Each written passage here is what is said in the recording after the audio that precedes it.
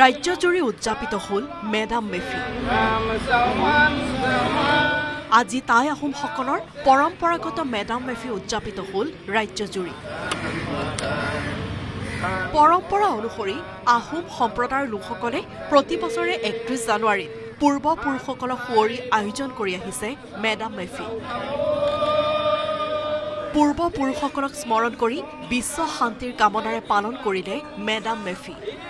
এই পৰম্পৰাৰ জৰিয়তে উপৰি পুৰুষৰ সৈতে অশাৰীৰিক যোগসূত্ৰ স্থাপন কৰি নিজৰ আৰু সমাজৰ তথা দেশৰ মংগলৰ বাবে জন্মিং বা আশীৰ্বাদ বিচৰা হয়।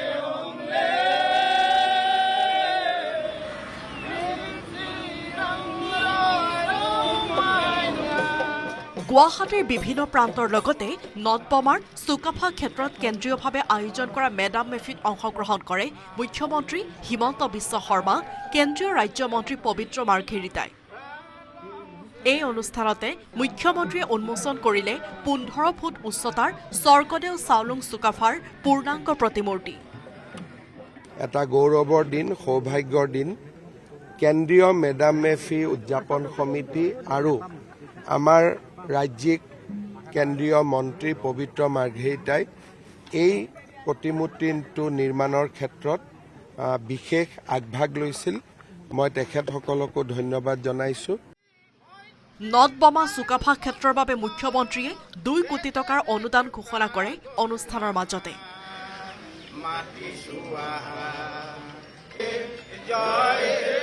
পবিত্ৰ মাৰ্ঘেৰিটা আৰু মই লগ লাগি এই ক্ষেত্ৰখনৰ বাবে আৰু ২ কোটি টকা আমি অনুমোদন দিম, যাতে ইয়াৰ অভাৱ অভিযোগবোৰ আপোনালোকে পৰ্যায়ক্ৰমে দূৰ কৰিব পাৰে।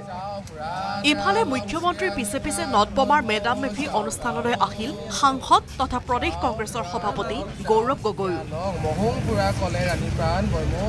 পুনৰবাৰ আমি একত্ৰিত হৈ এই আধুনিক যুগত নতুন বৰ অসম আমি গঢ় দিবলৈ আমি আগবাঢ়ি যাম, য'ত আমি পুনৰবাৰ নিজৰ পৰম্পৰা, নিজৰ মূল্য ধৰি ৰাখি আমি আধুনিক পথৰে আমি আগবাঢ়ি যাম।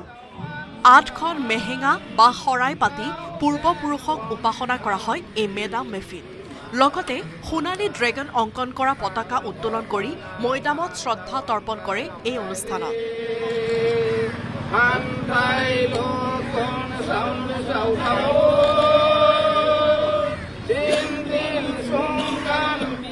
বিশ্ব শান্তিৰ কামনাৰে বিশ্বনাথৰ চতিয়াতো উদযাপন কৰা হয় মেডাম মেফি।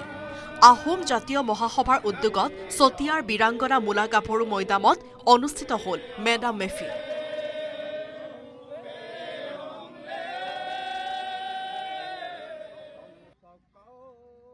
সকলো জাতি জনগোষ্ঠীয়ে আজি ইয়াত অংশগ্ৰহণ কৰি এই মেডাম মেফিৰ পবিত্ৰ অনুষ্ঠানটি মাধ্যমেৰে আমাৰ অসমীয়া জাতিক শক্তিশালী কৰিছে।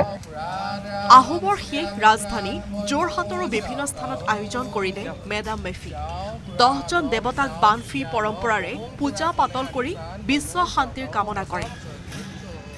জয়া ভৱন, এসময়ৰ আহোমৰ অন্তিমজন ৰজা পুৰন্দৰ সিংহৰ ৰাজকাৰেংস্থলী তথা বৰ্তমানৰ পুৰণি চিভিল হাস্পতাল চৌহদত উদযাপন কৰা হয় মেডাম মেফি।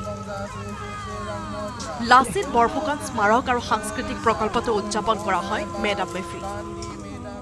সযতনে আৰু সৌন্দৰ্যবৰ্ধন লগতে ইয়াত যিকোনো প্ৰকাৰে এটা ৰাজকাৰেঙৰ বা ভৱিষ্যতৰ পৰ্যায়ত এই স্মৃতিটো আমি ধৰি ৰাখিব পাৰোঁ, যাতে সেয়া আমাৰ লক্ষ্য উদ্দেশ্য।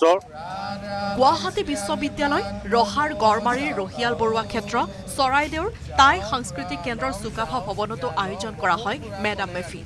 চৰাইদেউ মৈদাম ক্ষেত্ৰত বন্তি প্ৰজ্বলনেৰে উপৰি পুৰুষক সুঁৱৰিলে সোণাৰী সমষ্টিৰ বিধায়ক ধৰ্মেশ্বৰ কোঁৱৰ আৰু সদৌ অসম ছাত্ৰ সন্থাৰ সম্পাদক সমীৰণ ফুকনে।